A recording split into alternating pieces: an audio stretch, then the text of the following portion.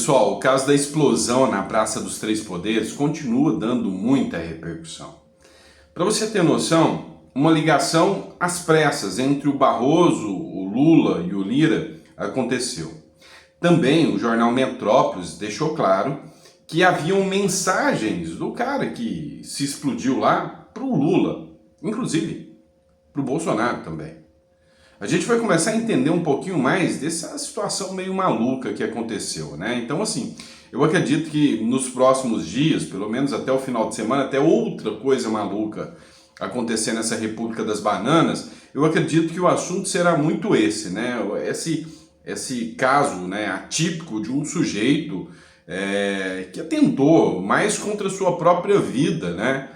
Na Praça dos Três Poderes. E a gente vai falar um pouquinho sobre isso. Vamos falar também do Milei, que teve um plano aí, né, para dar uma espécie de rasteira num projeto, né? Ou seja, fez uma ação que deu uma rasteira num projeto do Lula e da galera da Left, e ainda com o apoio do Trump. Nós vamos falar sobre tudo isso aqui nesse editorial. Então, seja muito bem-vindo, é um prazer estar aqui com você. Pessoal, não esqueça de se inscrever no canal, que isso ajuda bastante. E se você não fez o download do livro Revolução contra o Sistema, eu te recomendo. O livro está aí preparado para você, né? E também tem um livro dos Segredos Milionários dos Leilões, está disponível para você. Também temos o livro 20 Regras para a Vida. Só você clicar na descrição, escolher qual é a melhor obra para você e efetuar o pagamento de acordo com o valor que você acha justo, tá bom? Bora começar, pessoal? Vem comigo, vamos entender um pouquinho essa loucura toda? Vamos começar primeiro falando do Milei. E ainda vou falar do Trump aqui para vocês também, com o Elon Musk. Mas vamos começar falando do Milei e dessa ação do Milei para dar uma lavada aí nessa COP30, né, que o Lula tanto aposta. Ele acabou de ter uma ação no Azerbaijão que interfere o Lula aqui. Vamos falar sobre isso? Tem que ir para a tela do celular, pessoal. Bora lá? Vem comigo. Pessoal, se tem uma pessoa que ainda vai dar muita dor de cabeça para a esquerda, não tenha dúvidas que essa pessoa chama-se Javier Milei. Pois é, vocês sabem como é que funciona essas ações aí, né, de combate ao clima? Pois é, está acontecendo a COP29 em Baku. Aqui no Brasil vai acontecer a COP30, né, organizada e liderada pelo Lula, mas que na verdade vai ser um plano xoxo, né? Não vai funcionar, o Donald Trump provavelmente já vai pular fora, e aí a sinalização é que o Milei vai acompanhar o Donald Trump, porque na COP29, depois da eleição do Donald Trump, o próprio presidente argentino, o próprio Milei, já falou o seguinte: tô fora, tô pulando fora, e retirou, né, determinou a retirada da delegação da Argentina da COP29 lá em Baku. É uma sinalização que aqui no Brasil é bem provável que ele nem vai aparecer. E aí, só para deixar claro o que essas convenções aí, né, essas ações aí de cooperação pelo clima, é um bando de figurão que usa o dinheiro público, um bando de burocrata, que anda em jatinhos poluentes, que, sabe, tem suas fazendas também, né, que desmatam também, fazem tudo, né, o que eles dizem que os outros não podem fazer. Mas, na verdade, o que acontece? Esses caras fingem estar defendendo o meio ambiente. É tudo uma bela de uma mentira. Matéria do Metrópolis. A delegação argentina deixou as sessões da 29ª Conferência das Nações Unidas sobre as Mudanças Climáticas, a COP29, em Baku, no Azerbaijão, após ordens do presidente Javier Milei. Conhecido por seu ceticismo em relação às mudanças climáticas, Milei defende que as ações de mitigação promovidas pela ONU fazem parte de uma agenda que interfere na soberania dos países. Essa posição levou o líder argentino a orientar a retirada dos técnicos argentinos que participavam da conferência. E aí talvez você até me pergunta, mas Sandro, o que isso tem a ver? Qual a importância disso? Cara, é interessante. É interessante porque o Milei acabou de estar com o Trump agora. Teve com o Trump agora há pouco tempo. É uma sinalização do Milei, uma vez que o próprio Trump falou: não, eu não vou participar dessas cooperativas por meio ambiente, é um bando de burocrata que não resolve nada, então atinge a soberania nacional. O Milei, depois de conversar com o Trump, ele simplesmente saiu com a delegação, ou seja, é uma sinalização do Milei da seguinte forma: Trump, estamos alinhados 100% com o ponto de vista, né, anti-esquerda, anti-establishment e anti essas políticas ambientais que só servem aí para sufocar, né, de certa forma, a soberania de cada país. Só para você ter uma noção, criticam tanto o Brasil. O Brasil, existem áreas aqui no Brasil, a área da Amazônia Legal, por exemplo, que é a área de preservação, que 80% não pode ser plantado. Em 20%, os brasileiros fazem mais do que os franceses, que desmataram 100% lá das suas áreas. E aí eles ficam revoltados. Imagina se o brasileiro tocasse o foda-se e falasse, não, eu vou fazer igual a vocês. Ou vocês me compensam de verdade, param de tratar a gente como um bando de cachorrinho, nos compensam de verdade, ou então fodam-se todos vocês franceses, fodam-se vocês da União Europeia, que vem com esse discursinho para interferir aqui no meu país. A realidade dos fatos é isso, tá? Na verdade, o que está acontecendo é que, sabe, já que eu falei em Europa, né, para inglês ver, né, para inglês ver essa situação. Outro ponto que chamou atenção, e agora a gente já vai entrar nesse caso aí do pessoal, do maluco, né, do cara maluco lá que explodiu um carro lá na Praça dos Três Poderes, é uma ligação que aconteceu entre o Barroso e o Lula. Dá uma olhada nessa matéria. Pessoal, segundo o Metrópolis, o Barroso falou com o Lula, com a Polícia Federal e com o governador do Distrito Federal, que é o Ibanez Rocha, para tratar das explosões que aconteceram em Brasília. O Barroso, que participou de uma fala um tanto quanto polêmica, agora há pouco, né, dizendo que medidas autoritárias do estrangeiro não afetarão o Brasil, ou seja, mandou um recado aí para o Donald Trump, né, dizendo que não vai tremer, né, temer o governo norte-americano, é uma sinalização que ele mandou. Então ele participou disso. E agora, né, com essa ação aqui, ele já correu para alinhar aí fatores para desvendar, né, o que aconteceu na Praça dos Três Poderes em Brasília. O presidente do Supremo Tribunal Federal, Luiz Roberto Barroso, ligou para o presidente Luiz Inácio Lula da Silva para falar sobre as explosões na Praça dos Três Poderes na noite dessa quarta-feira. 2 carros explodiram e um homem se matou em frente à Estátua da Justiça, perto do Supremo Tribunal Federal. Veja bem o quanto que essa matéria do Metrópolis aqui foi clara.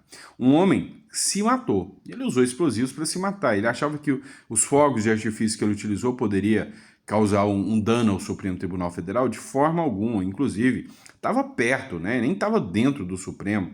Então, isso aqui mostra aqui, né, essa matéria, pontos esclarecedores sobre esse caso. 2 carros explodiram e um homem se matou em frente à Estátua da Justiça, perto do STF. Barroso também falou com o diretor-geral da Polícia Federal, o Andrei Rodrigues, e com a vice-governadora do Distrito Federal, a Celina Leão. O presidente do Supremo Tribunal Federal também trocou mensagens com o governador do DF, o Ibanez Rocha. O ministro acompanha a ocorrência e diretamente em contato com a segurança do STF. As grades que cercam o STF, após o 8 de janeiro de 2023, voltarão a ser instaladas. Ou seja, a gente já tinha dito para vocês que isso aqui viraria uma boa arma na mão, né, para travar, né, ainda mais o acesso ao Supremo Tribunal Federal. Como eu disse para vocês, a imprensa está tentando jogar que isso é uma medida da extrema-direita, que as instituições precisam ser defendidas, está tratando como um novo 8 de janeiro, né? Como um novo 8 de janeiro. Não que a situação não seja grave, né?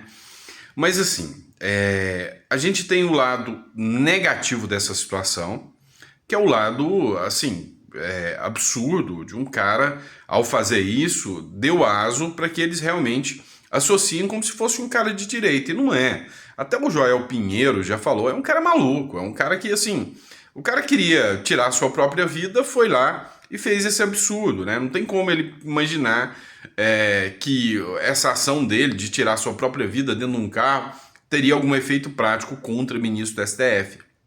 Então, é um louco, né? É um louco, sem sombra de dúvidas. Mas, por outro lado, isso deu aso, né? Isso deu armas para que se voltem críticas contra o Lula, contra, sabe, o sistema de segurança que é aplicado no Brasil. Tem uma pessoa que está de olho na presidência, que é o Ronaldo Caiado.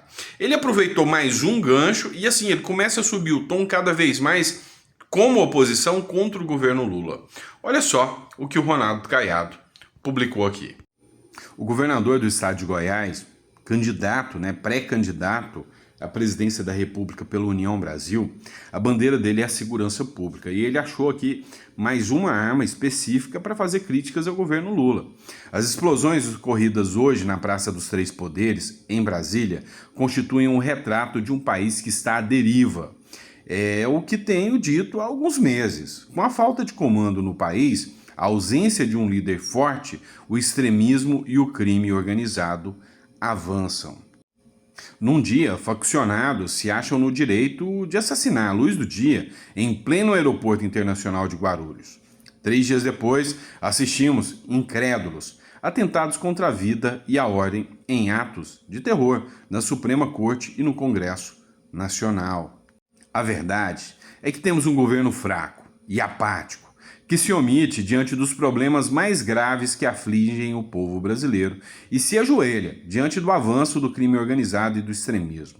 É preciso agir de forma dura e enérgica sobre a pena de nos transformarmos num país comandado pelo crime organizado e pela desordem. Pessoal, fica ligadinho, já já a gente já vai falar das mensagens que foram mandadas pelo tio França, sobre o Lula aí. Mas espera aí, antes disso a gente precisa rever alguns pontos. O Caiado está usando todos esses argumentos para se apresentar como um líder forte no combate ao crime organizado e no combate à criminalidade do Brasil. Por outro lado, o Supremo Tribunal Federal vai se utilizar de todos os argumentos que advenham para pressionar ainda mais contra os presos do 8 de janeiro e para chancelar suas medidas, ou seja, para validar as decisões que, ao meu ver, foram absurdas sobre os presos do 8 de janeiro. Eu, como advogado, acho que as medidas, as penas são desarrazoadas. Mas olha só essa matéria. O Supremo Tribunal Federal já começou a atuar aqui em relação aos presos do 8 de janeiro. Ou vocês esqueceram que o projeto de anistia, a negociação de anistia estava lá? Estava.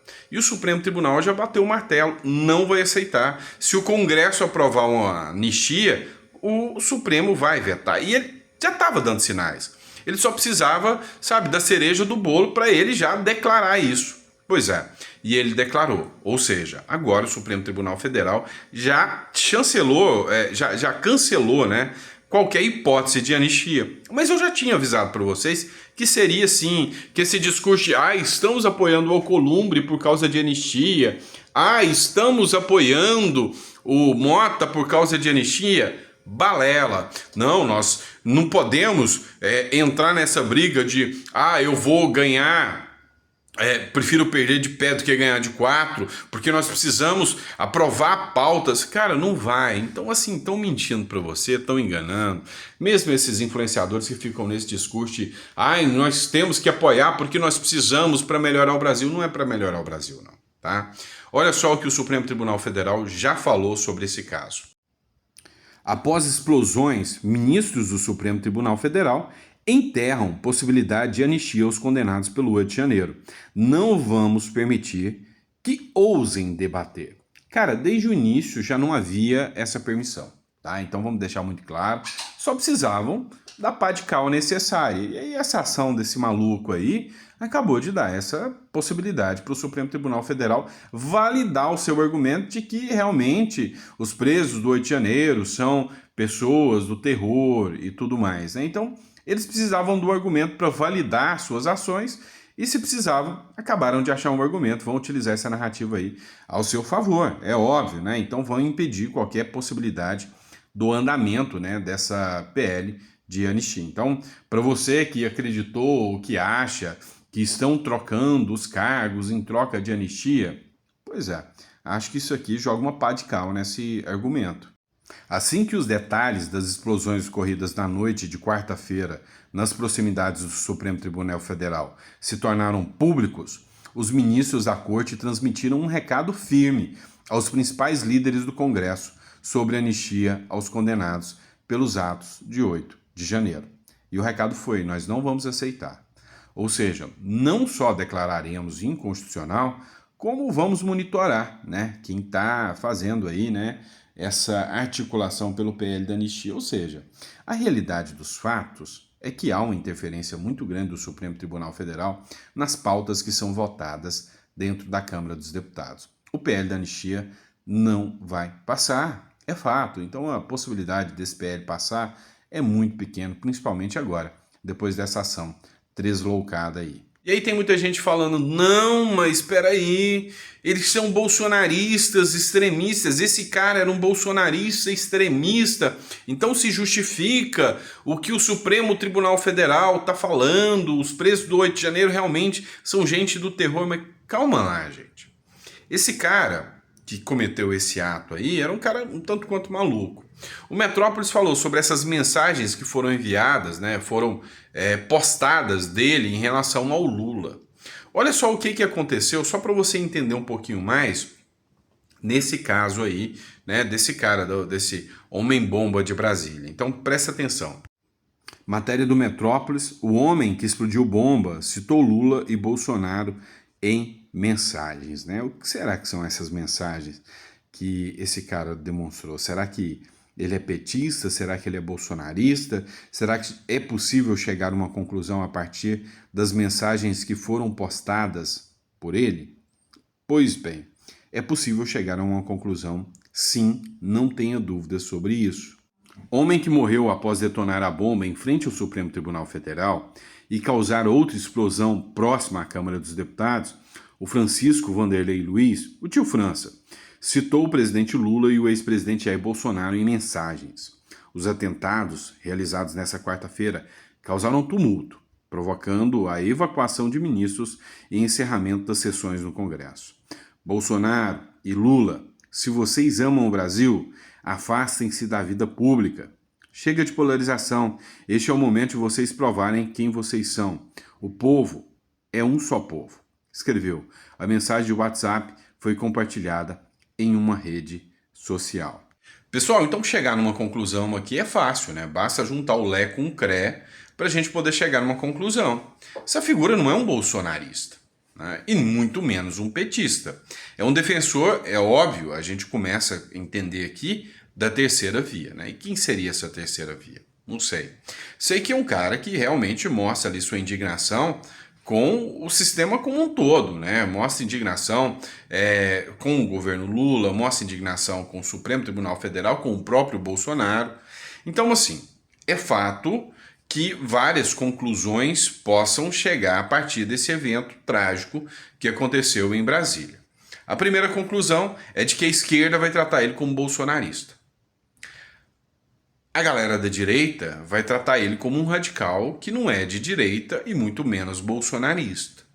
O fato é que é uma pessoa fora das condições psicológicas adequadas e normais. Isso é fato, tá? Isso é fato. Então, o que a gente precisa observar a partir de agora? Narrativas serão criadas. E essas narrativas colocam em xeque, né, com toda certeza, como será as ações do Supremo Tribunal Federal, mais uma vez agora, contra as pessoas de direita. Não tenham dúvidas que eles vão utilizar isso contra as pessoas de direita, tá bom? Se você ficou até o final, gostou, deixa no comentário, tá? Eu esqueci de colocar a data, desculpa, hoje é dia 14 de novembro, tá? E obrigado por estar aqui com a gente. Se você não fez o download do livro Segredos Milionários dos Leilões, faz o download aqui, é importante pra caramba, o livro é bom, tá?